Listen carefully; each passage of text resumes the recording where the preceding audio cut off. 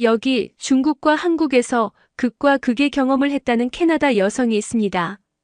그녀는 한 나라에서는 생존 자체가 고된 도전이었고 다른 나라에서는 모든 것이 너무 쉬워 당황스러웠다고 말하는데요.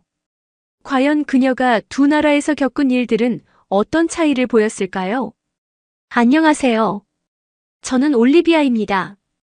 캐나다에서 태어나 자랐고 올해로 30살이 되었습니다.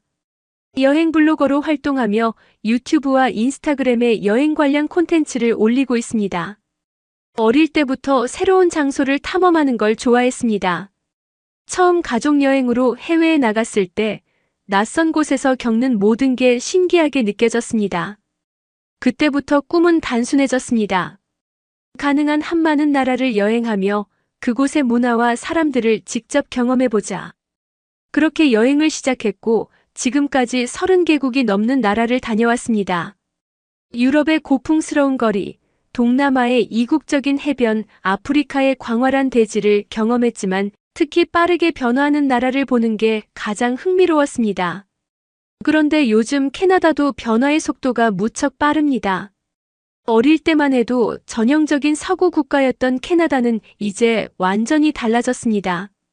인도에서 이민 온 사람들이 엄청나게 늘어났고 거리에서는 힌디어와 타밀어 같은 언어가 들립니다. 몇 년 전만 해도 없던 인도식 가게들이 곳곳에 생겼고 마트에서도 영어보다 다른 언어가 더 많이 들리는 듯합니다. 저는 이런 변화를 보며 문득 궁금해졌습니다. 이런 변화가 캐나다만의 현상일까? 그래서 떠나기로 했습니다. 지금 세계에서 가장 빠르게 성장하는 나라, 중국과 한국. 중국은 세계 경제의 중심으로 떠오르고 있고 한국은 혁신적인 기술과 전통이 공존하는 나라라고 합니다.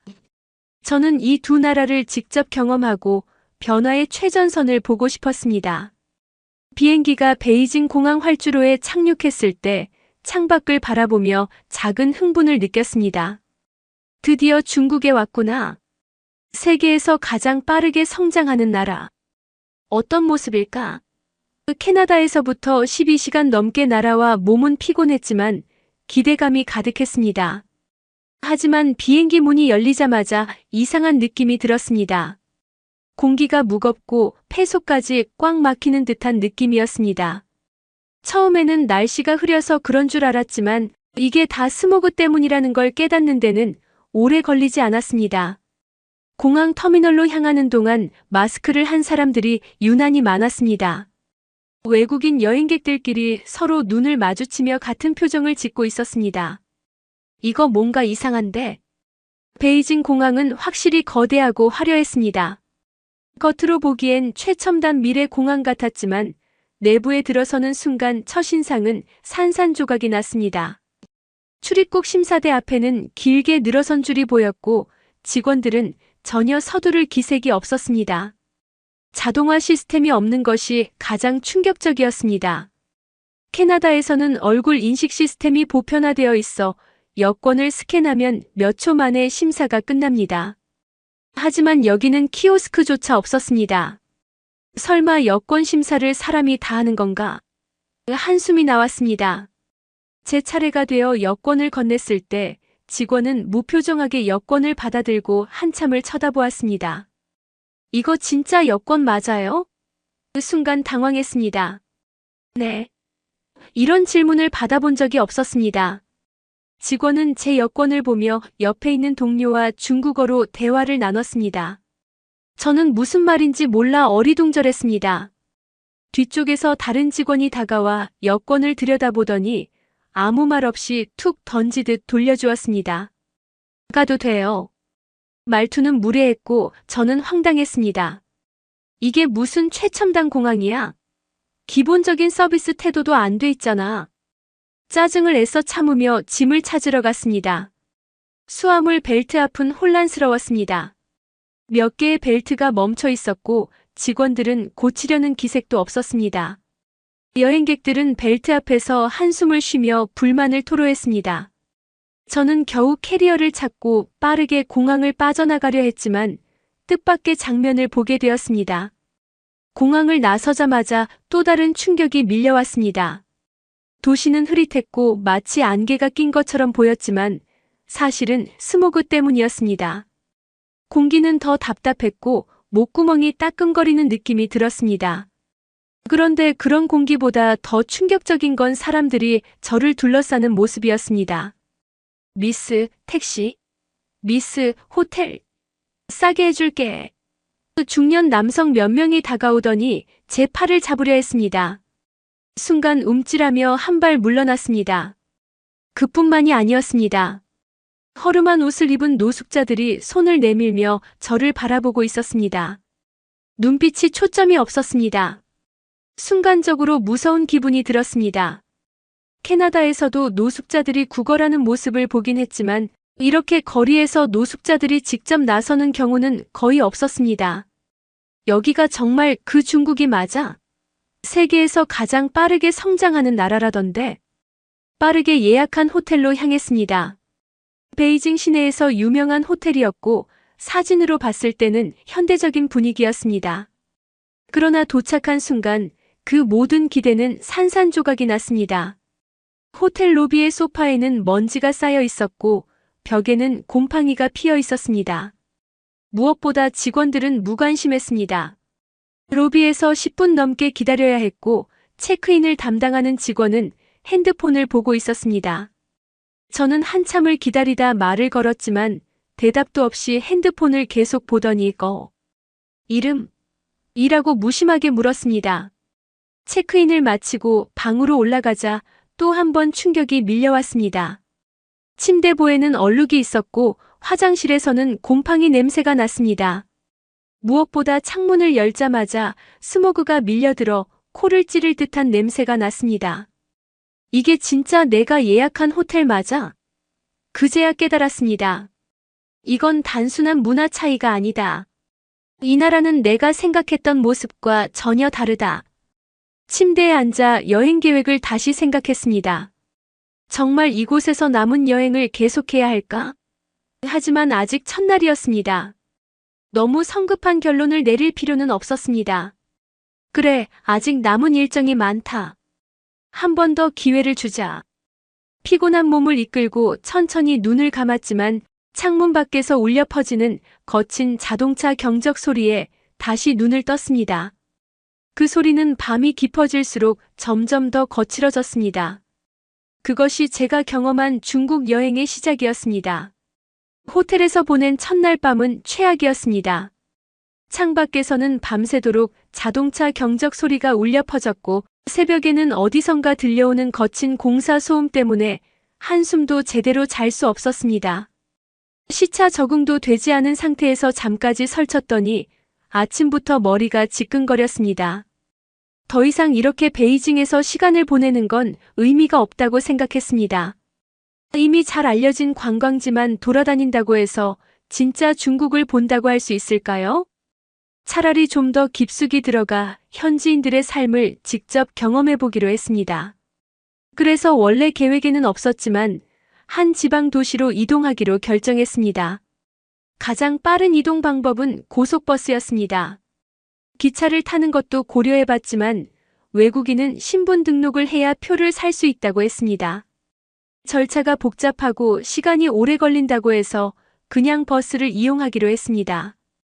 대신 조금이라도 편하게 가려고 프리미엄 좌석을 예약했습니다. 하지만 그 선택이 최악의 실수라는 걸 깨닫는 데는 오래 걸리지 않았습니다. 버스터미널에 도착하는 순간부터 분위기가 이상했습니다. 베이징의 중심지인데도 불구하고 터미널은 혼잡하고 무질서했습니다. 사람들이 제멋대로 움직이고 있었고 줄을 서 있는 듯 보였지만 가까이 가보니 줄을 서는 개념 자체가 없는 것 같았습니다. 티켓을 끊기 위해 매표소를 찾았지만 자동 발권 키오스크 같은 것은 보이지 않았습니다. 주변을 둘러보니 낡은 창고 앞에서 사람들이 한꺼번에 몰려들어 있었습니다. 저는 조용히 줄을 섰지만 중국인들은 줄을 지키려는 모습이 전혀 없었습니다. 조금이라도 틈이 보이면 옆에서 밀고 들어왔고 제 앞사람이 표를 받는 순간 옆에서 다른 사람이 손을 뻗어 돈을 내밀었습니다. 간신히 제 차례가 되었을 때 직원은 무뚝뚝한 얼굴로 어디 가냐고 물었습니다. 저는 목적지를 말하며 표를 한 장 달라고 했고 직원은 고개를 끄덕이며 볼펜을 들어 종이에 무언가를 적기 시작했습니다. 그리고 제 손에 쥐어진 건 손으로 직접 적은 종이표였습니다. 순간 당황스러웠습니다. 여기가 정말 중국 맞나 싶었습니다. IT 강국이라더니 공항에서도 이미 자동화 시스템이 부족하다는 걸 경험했지만 이렇게까지 아날로그 방식일 줄은 몰랐습니다. 표를 받고 출발 시간이 다가오자 승차장으로 갔습니다. 프리미엄 좌석을 예약했으니 적어도 기본적인 서비스는 보장될 거라고 생각했습니다. 그런데 버스를 보는 순간부터 불안감이 엄습했습니다. 차량 외관은 낡아 있었고 엔진에서는 거친 소리가 났습니다.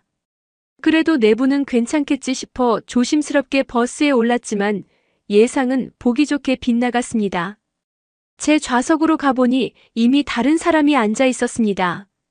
저는 정중하게 표를 보여주며 여기가 제 자리라고 말했지만 그는 피식 웃으며 고개를 저었습니다. 그리고는 다른 자리에 앉아요. 라고 손짓했습니다. 순간 너무 황당해서 멍해졌습니다. 주변을 보니 다른 좌석도 이미 승객들로 가득 차 있었습니다. 저는 다시 한번 단호하게 표를 보여주며 제 자리라고 말했지만 그 남자는 짜증을 내며 중국어로 뭐라고 소리쳤습니다. 주변 사람들이 힐끗거리기 시작했고 버스 기사가 다가왔습니다. 기사는 저를 한참 보더니 귀찮다는 듯 한숨을 쉬며 문제 있어요? 라고 말했습니다. 그러더니 공안을 부를 거냐고 했습니다. 그러자 제자리를 차지하고 있던 남자는 좌석으로 돌아가는 것이 아니라 그냥 버스에서 내려버렸습니다. 어이가 없었습니다. 버스가 출발하자마자 후회가 밀려왔습니다. 버스 안에서는 이미 심한 악취가 났습니다. 땀 냄새, 음식 냄새, 심지어는 알 수 없는 화학 냄새까지 뒤섞여 있었습니다. 출발한 지 얼마 되지 않아 몇몇 승객들이 과자를 먹으며 쓰레기를 바닥에 버리기 시작했습니다. 누군가는 바닥에 침을 뱉었고 어떤 남성들은 대놓고 술을 꺼내 마시기 시작했습니다. 이게 정말 프리미엄 버스 맞나 싶었습니다. 1시간이 지나자 버스 안은 거의 난장판이 되었습니다. 사람들은 큰 소리로 떠들었고 술에 취한 승객들은 소리를 지르며 웃어댔습니다.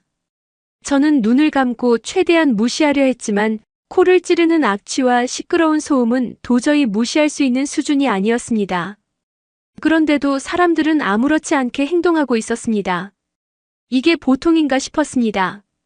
그렇게 참아가며 이동하던 중 갑자기 버스가 급정거했습니다.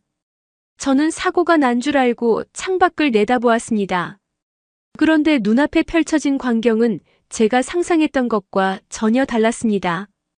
버스 앞에 있던 차량 한 대가 도로 한복판에서 멈춰 있었고 운전자가 차에서 내리더니 바지 지퍼를 내리고 도로 옆에서 노상 방뇨를 하고 있었습니다. 순간 멍해졌습니다. 설마 진짜 이런 일이 일어날 줄은 몰랐습니다. 그것도 고속도로 한복판에서. 그런데 더 충격적인 건 주변 사람들이 이 모습을 전혀 신경 쓰지 않는다는 것이었습니다. 버스 기사는 그저 클락션을 짧게 울렸을 뿐이었고 승객들은 창밖을 바라보다가 아무렇지 않게 다시 자기 할 일을 하고 있었습니다. 그 순간 저는 결심했습니다. 이 여행은 여기까지입니다. 더 이상은 못 버티겠습니다.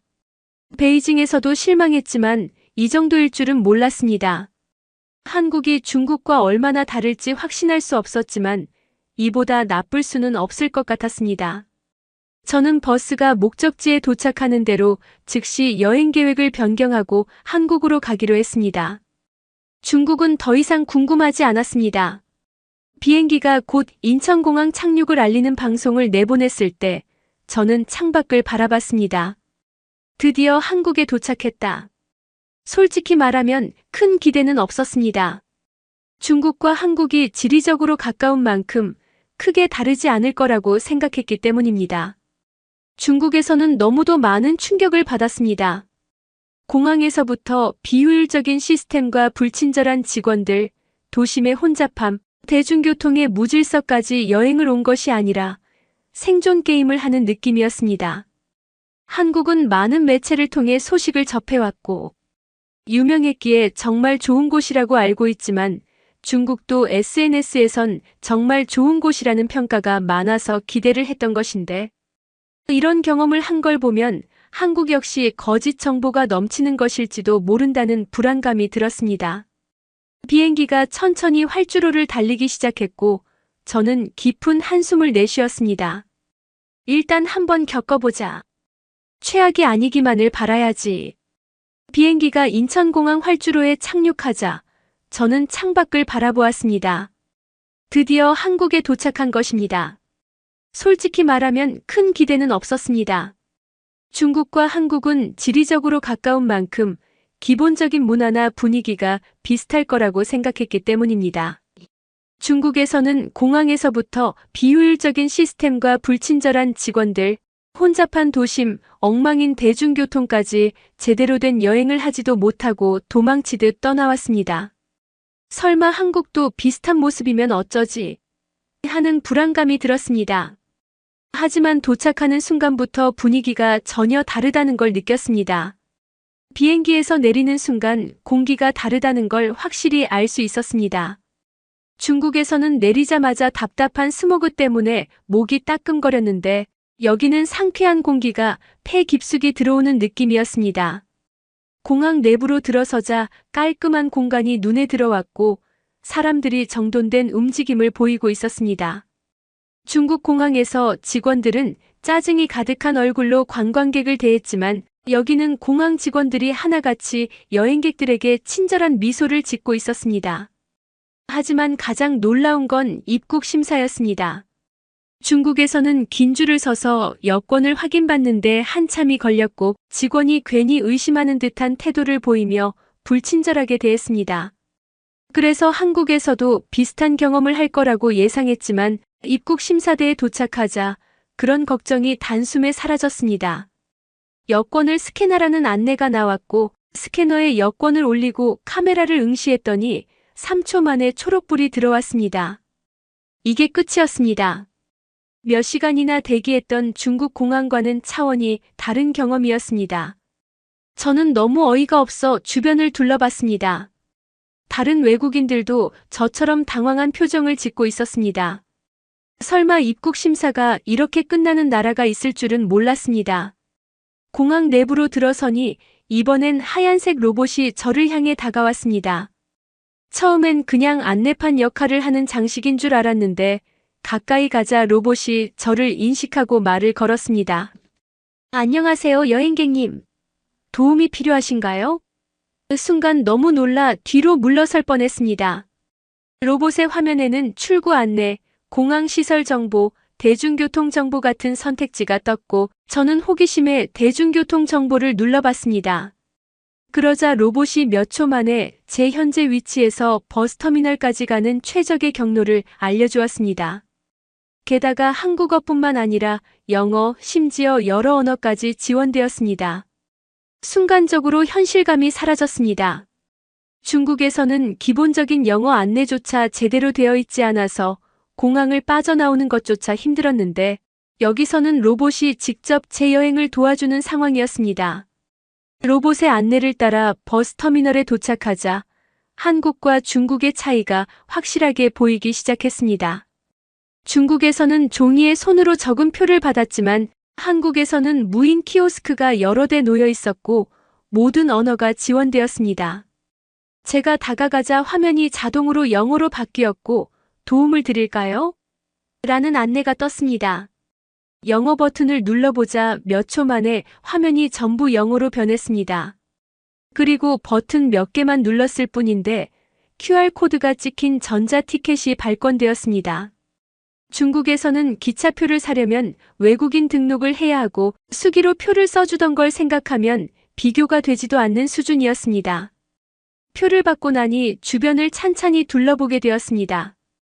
중국에서는 사람들이 줄을 제대로 서지 않고 서로 밀치며 표를 사려 했지만 여기서는 사람들이 차분하게 순서를 지키며 키오스크를 이용하고 있었습니다. 터미널 바닥도 깔끔했고 화장실은 청소 직후처럼 깨끗했습니다. 중국에서는 화장실 가는 게 가장 두려웠는데 여기는 문을 열자마자 쾌적한 공기가 느껴졌습니다. 화장실 칸마다 비데가 설치되어 있었고 휴지통조차 따로 필요 없을 만큼 깔끔했습니다. 이런 기본적인 차이만으로도 두 나라의 수준이 극명하게 갈렸습니다. 버스가 오기 전까지 잠시 앉아 쉬면서 생각해 봤습니다. 저는 단 몇 시간 만에 중국과 완전히 다른 나라에 와 있다는 걸 실감했습니다. 같은 아시아권 국가인데도 서비스나 시민의식, 기술 수준이 너무도 달랐습니다. 중국에서는 대중교통을 이용하는 것조차 스트레스였고 모든 과정이 비효율적이었지만 한국에서는 공항에서부터 버스표 예매까지 한 번도 불편한 순간이 없었습니다. 정말 같은 시대를 사는 나라가 맞나 싶을 정도였습니다. 순간 중국에서의 경험이 떠올랐습니다. 공항에서부터 불편함의 연속이었고 대중교통을 이용하는 것도 고난의 연속이었습니다. 터미널에서 제대로 된 줄도 서지 않고 밀려드는 사람들, 낡고 불결한 버스, 좌석을 강제로 차지하려는 승객들, 술판을 버리며 쓰레기를 마구 버리는 사람들, 그리고 고속도로 한복판에서 노상방뇨를 하는 충격적인 광경까지. 하지만 한국에서는 공항에서부터 깔끔하고 효율적이었고 터미널에서도 줄을 서는 질서와 세련된 시스템을 갖추고 있었습니다. 그 차이는 단순한 경제적 발전의 차이가 아니었습니다. 잠시 생각에 잠겨 있다가 버스 도착 알림이 뜨자 정신이 들었습니다. 저는 천천히 자리에서 일어나 버스 승강장으로 걸어갔습니다. 아직 한국에서의 여행이 본격적으로 시작되지도 않았지만 저는 확신했습니다. 이 여행은 중국과는 전혀 다를 것이라는 것을. 한국에서의 여행은 너무나도 순조로웠습니다. 인천공항에서부터 대중교통, 거리의 분위기까지 모든 것이 깔끔하고 체계적이었으며 사람들은 배려심이 깊었습니다. 중국에서 겪었던 혼돈과 불편함은 마치 다른 세상의 일처럼 느껴졌습니다. 무엇보다도 어디를 가든 스트레스를 받을 일이 없다는 점이 좋았습니다. 길을 물으면 친절하게 설명해 주었고 식당에서도 외국인에게 익숙한 듯 자연스럽게 응대해 주었습니다. 불편했던 중국과는 달리 모든 것이 자연스럽고 편안했습니다. 하지만 여행이 아무리 좋아도 몸이 따라주지 않으면 아무 소용이 없다는 걸 깨닫는 순간이 찾아왔습니다. 그날도 평소처럼 한국의 전통시장을 구경하며 길거리 음식을 맛보고 오래된 골목을 걸으며 한옥이 늘어선 풍경을 감상했습니다. 삼계탕을 먹으며 몸보신도 했고 전통 찻집에서 차도 한잔하며 여유를 즐겼습니다. 하지만 점심을 먹고 난 후부터 속이 이상하게 느껴졌습니다. 처음에는 단순히 체한 것 같았습니다. 여행을 다니다 보면 한 번쯤 이런 일이 있기 마련이니 대수롭지 않게 여겼습니다. 그런데 시간이 지날수록 통증이 점점 심해지기 시작했습니다.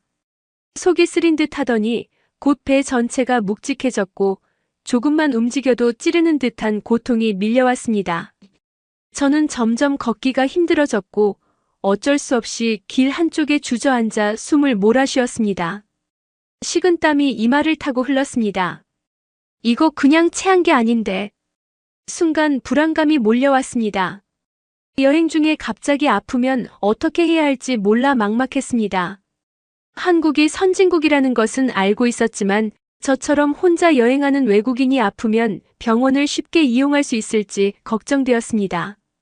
어디로 가야 하는지 영어가 통할지조차 알 수 없었습니다. 캐나다였다면 익숙한 병원을 찾아갔겠지만 여기서는 아무것도 몰랐습니다. 머릿속이 하얘졌습니다. 괜찮아요? 많이 아파 보이는데요. 낯선 한국인 여성이 조심스럽게 다가왔습니다. 걱정스러운 눈빛으로 저를 바라보며 도움을 주고 싶다는 표정이었습니다. 저는 숨을 몰아쉬며 간신히 대답했습니다. 배가 너무 아파요. 너무 심하게 말을 하는 것도 벅찼습니다. 그녀는 당황하지 않고 바로 핸드폰을 꺼내더니 스마트폰 앱을 열어 무언가를 확인했습니다. 그리고 몇 초 후 가장 가까운 병원은 여기예요. 응급실로 가야 할 것 같아요. 라고 말했습니다. 그녀는 제 팔을 부축하며 천천히 걸을 수 있도록 도와주었습니다. 혼자였으면 어쩌지 못하고 길바닥에서 계속 버티고 있었을 텐데 이렇게 누군가가 도와주니 조금은 안심이 되었습니다. 병원까지 이동하는 길이 너무 멀게 느껴졌습니다. 다행히 도착했을 때 제가 예상했던 병원의 모습과는 전혀 다른 광경이 펼쳐졌습니다. 보통 응급실이라고 하면 기다리는 시간이 길고 접수하는 데만 한참 걸리는 것이 일반적이었습니다. 그런데 여기는 달랐습니다. 도착하자마자 간호사가 다가와 제 상태를 확인했고 바로 접수가 진행되었습니다. 더 놀라운 것은 통역 시스템이 자동으로 작동했다는 점이었습니다. 저는 영어로 힘겹게 증상을 설명했지만 간호사의 태블릿에서 실시간으로 한국어로 변환되었고 간호사가 하는 말은 제 스마트폰 화면에 영어로 번역되었습니다. 너무나도 자연스럽게 이루어진 과정이었습니다. 이게 가능한 건가? 캐나다에서도 의료 서비스는 나쁘지 않다고 생각했지만 이렇게까지 신속하고 체계적이지는 않았습니다. 한국에서는 환자의 편의를 고려한 시스템이 완벽하게 갖춰져 있다는 것이 실감났습니다. 진료실로 안내되자 의사가 차분한 얼굴로 제 상태를 살폈습니다. 언제부터 아팠어요? 오늘 점심쯤부터요. 그런데 점점 심해지고 있어요. 기본적인 검사를 진행한 후 초음파 검사까지 빠르게 이루어졌습니다. 의사는 결과를 확인하고 예상치 못한 말을 했습니다. 단순한 체한이 아닙니다. 맹장염 초기 증상일 가능성이 높아요. 순간 머릿속이 복잡해졌습니다. 맹장염이라니? 설마 수술이 필요한 건가요? 의사는 부드러운 미소를 지으며 말했습니다. 아직 초기 단계라서 응급수술이 필요하지는 않지만 상태를 지켜봐야 합니다. 만약 더 악화되면 바로 수술을 해야 해요. 그 말을 듣자 순간적으로 머릿속이 복잡해졌습니다. 여기서 수술을 하게 되면 병원비는 얼마나 나올까? 캐나다에서는 병원비가 비싸도 보험이 있어서 크게 걱정할 필요가 없었지만 한국에서는 외국인이라 보험이 적용되지 않을 수도 있었습니다. 조심스럽게 물었습니다. 혹시 병원비가 많이 나오나요? 저는 여행자라 보험이 없을 수도 있는데. 의사는 예상했다는 듯 고개를 끄덕이며 말했습니다. 응급진료비는 먼저 걱정하지 마세요. 보험이 없어도 기본적인 응급처치는 받을 수 있습니다. 그 순간 저는 말 그대로 충격을 받았습니다. 중국에서는 어디서든 돈을 먼저 요구했지만 여기서는 의료 서비스조차 돈이 먼저가 아니었습니다. 이 나라가 진짜 선진국이구나. 의료진은 철저하게 제 상태를 살폈고 필요할 경우 바로 수술을 진행할 준비를 마쳤습니다. 다행히 약물 치료로 증상이 빠르게 호전되었고 몇 시간 후에는 통증이 줄어들었습니다. 의사는 퇴원 후에도 이상 증상이 있으면 바로 병원에 오라고 당부했습니다. 그리고 예상보다 훨씬 저렴한 병원비가 나왔습니다. 저는 계산서를 보며 다시 한번 놀랐습니다. 이렇게 신속하고 좋은 치료를 받았는데 이 금액이 전부라고? 캐나다에서는 간단한 응급 치료만 받아도 몇 배는 더 나왔을 것입니다. 의료 시스템이 잘 갖춰진 나라라고 생각했던 캐나다였지만 지금 보니 한국이 훨씬 더 효율적이고 체계적이었습니다. 병원을 나서면서 저는 깊이 숨을 들이쉬었습니다. 차가운 밤 공기가 폐 깊숙이 스며들었지만 그제야 마음이 놓였습니다. 이 나라에 와서 정말 다행이다. 처음엔 단순한 여행이었다고 생각했습니다. 새로운 문화를 보고 빠르게 변화하는 도시를 경험하는 것. 하지만 이제는 단순한 관광이 아니었습니다.